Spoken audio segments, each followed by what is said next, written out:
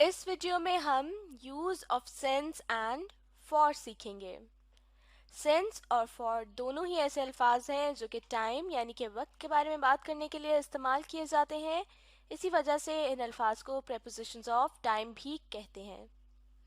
अब जब हम बात करते हैं वक्त की तो हमें थोड़ी सी कंफ्यूजन हो जाती है, यानी हमें अक्सर समझ नहीं आती कि किस जगह पर सिंस का इस्तेमाल करना और कहाँ पर फॉर को यूज़ करना ठीक होगा। तो सेंस और फॉर्म में फ़र्क और इनके सही इस्तेमाल को हम इस वीडियो में सीखेंगे। तो चलिए मिलकर पढ़ना शुरू करते हैं। We have lived in Pakistan for 20 years।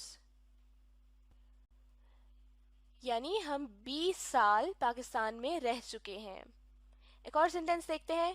We are living in Pakistan since 1999। यानी हम पाकिस्तान में 1999 से रह रहे हैं। अब इन दोनों सेंटेंसेस का कंपैरिजन कर लेते हैं और देखते हैं कि इनमें क्या फ़र्क है। पहले सेंटेंस में बताया जा रहा है पाकिस्तान में रहने की मुद्दत यानी अरसे के बारे में। तो 20 इयर्स वो ड्यूरेशन है या वो अरसा है जितनी देर तक पाकिस्तान में रहना जारी रहा।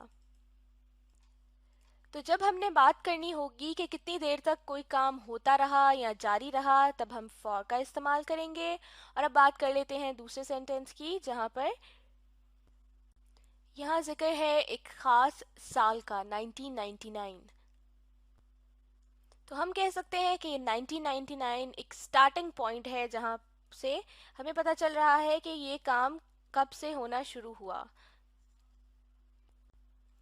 तो पाकिस्तान में रहना शुरू हुआ 1999 से और वो काम अभी तक जारी है, क्योंकि यहाँ पर लिखा है we are living in Pakistan since 1999, यानी हम 1999 से पाकिस्तान में रह रहे हैं। इसका मतलब है ये काम अभी तक जारी है। तो जब हमने बात करनी होगी किसी ऐसे काम के स्टार्टिंग पॉइंट की जो कि अब तक जारी है और उसके अलावा किसी खास साल, दिन, महीने या फिर घड़ी के वक्त का जिक्र होगा, तो वहां पर हम सिंस लगाएंगे। कुछ और एग्जांपल्स देखते हैं। I have been working for 6 hours, यानी मैं 6 घंटों से काम कर रही हूँ। यहाँ पर काम करने का स्टार्टिंग पॉइंट यानी जब काम शुरू हुआ उसका जिक्र नहीं है, बल्कि काम कब तक जारी रहा या कितनी देर तक होता रहा उस देर या उस ड्यूरेशन का जिक्र है। तो 6 आवर्स यानी कि 6 घंटे ड्यूरेशन है काम करने की। इस वजह से यहाँ पर फॉर का इस्तेमाल किया गया है। और इसी से मिलता जुलता एक और सेंटेंस देख लेते हैं। I have been working since 9 o'clock, यानी मैं 9 बजे से काम कर रही हूँ। यहाँ देखिए कि काम करना कब शुरू हुआ, 9 बजे से,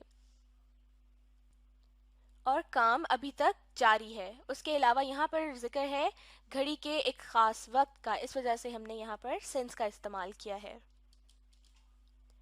कुछ और एग्जांपल्स देखते हैं। I have been cooking for 2 hours, यानी मैं 2 घंटों से खाना बना रही हूँ। तो यहाँ पर खाना बनाने की स्टार्टिंग पॉइंट या उस काम के शुरू होने का जिक्र नहीं किया गया, बल्कि कितनी देर तक या कितनी देर से खाना पकाना जारी है उस ड्यूरेशन का जिक्र किया गया है, इसलिए यहाँ पर फॉर लगा है। दूसरा सेंटेंस है Raja has been writing stories since he was 12 years old।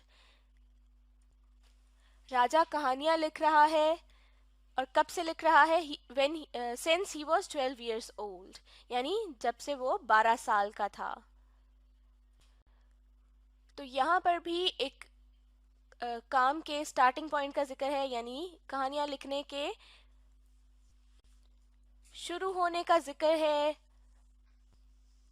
और कहानियां लिखने का काम अभी तक जारी है, क्योंकि यहाँ पर लिखा है Raja has been writing stories since he was 12 years old, यानी राजा अभी तक कहानियां लिख रहा है।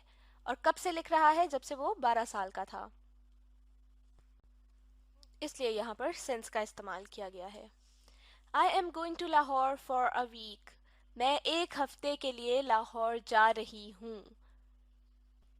यहाँ पर भी ड्यूरेशन का जिक्र है, एक अरसे का जिक्र है, कितने टाइम के लिए लाहौर जाया जा रहा है, 1 हफ्ते के लिए। तो ये हो गई लाहौर जाने की ड्यूरेशन, इस वजह से यहाँ पर फॉर का लफ्ज इस्तेमाल किया गया है। He have been waiting for you since 8 o'clock. माफ कीजिएगा, यहाँ पर हैव की जगह हैज का लफ्ज आएगा। He has been waiting for you since 8 o'clock, यानी कि वो 8 बजे से आपका इंतजार कर रहा है।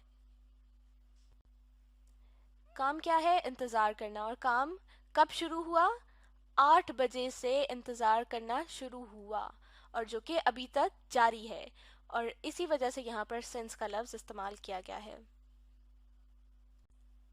तो इन एग्जाम्पल्स की मदद से हमने सीख लिया कि जहाँ पर काम के स्टार्टिंग पॉइंट यानी शुरू होने का वक्त दिया गया होगा, और साथ में ये बताया गया होगा कि वो काम अभी तक जारी है,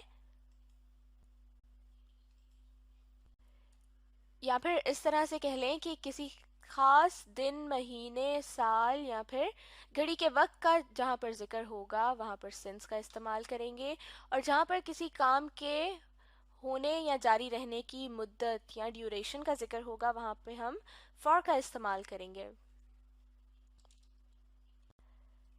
अब हम सिंस और फॉर से मुतल्लिक एक छोटी सी एक्टिविटी कर लेते हैं, filling the blanks with since और फॉर। यानी हमें सिंस या फॉर लगाकर खाली जगहों को पुर करना है। पहला सेंटेंस है, we are sitting here dash morning. हम यहाँ बैठे हैं सुबह से। यहाँ पर काम क्या हो रहा है? सिटिंग यानी बैठने का। और यहाँ पर बैठने की मुद्दत या ड्यूरेशन नहीं बताई गई कि कितनी देर के लिए बैठे, बल्कि यहाँ बताया जा रहा है कि हम सुबह से बैठे हैं। तो यहाँ चूंकि पता चल रहा है कि काम कब से शुरू हुआ, इसलिए हम सिंस का इस्तेमाल करेंगे। They have to travel dash 6 hours, यानी उन्हें 6 घंटों के लिए सफ़र करना है। तो यहाँ पर चूंकि जिक्र है सफ़र करने की ड्यूरेशन का या मुद्दत का, जो कि है 6 घंटे, 6 hours, तो यहाँ पर क्या लगेगा? यहाँ पर लगेगा for. The teacher has been teaching dash the class begin, यानी उस्ताद पढ़ा रहा है जब से क्लास शुरू हुई है। यहाँ पर क्या काम हो रहा है? पढ़ाने का काम। तो टीचर पढ़ा रहा है, और वो कब से पढ़ा रहा है? जब से क्लास शुरू हुई। तो यहाँ पर चूंकि किसी काम के स्टार्टिंग पॉइंट या फिर शुरू होने का जिक्र है, इसलिए सिंस आएगा। I had studied English dash for years, यानी मैंने अंग्रेजी जुबान 4 साल तक पढ़ी थी। तो पढ़ने का अमल कितनी देर तक जारी रहा, या उसकी ड्यूरेशन क्या थी? 4 years। तो जहाँ पर ड्यूरेशन या फिर अरसे का जिक्र हो वहाँ पर फॉर लगता है। My friend has lived in Islamabad dash 2005, बल्कि अगर इस जुमले को चेंज करके हम इस तरह से लिख दें तो समझने में ज़्यादा आसानी होगी। My friend has been living in Islamabad dash 2005, यानी मेरा दोस्त इस्लामाबाद में 2005 से रह रहा है। अब यहाँ पर दो बातें हैं, एक तो ये कि एक खास साल का जिक्र किया गया है जो कि है 2005, तो हमें पता है कि यहाँ ब्लैंक में क्या आएगा। उसके अलावा यहाँ पर दोस्त के इस्लामाबाद में रहने का जिक्र है, और ये रहना कब शुरू हुआ? 2005 में। तो हमें यहाँ पर किसी काम का स्टार्टिंग पॉइंट भी पता चल गया। तो अब हमें कंफर्म हो गया कि इस ब्लैंक में क्या आएगा। My friend has been living in Islamabad since 2005। तो यहाँ पर ये एक्टिविटी मुकम्मल हो गई। इस वीडियो में हमने सिंस और फॉर में फ़र्क और इन अल्फाज का जुमलों में सही इस्तेमाल सीखा। इस बारे में मज़ीद इसी तरह समझने के लिए आप इस वीडियो को रीप्ले कीजिए और साथ साथ पढ़ने, लिखने और सीखने का अमल जारी रखिए।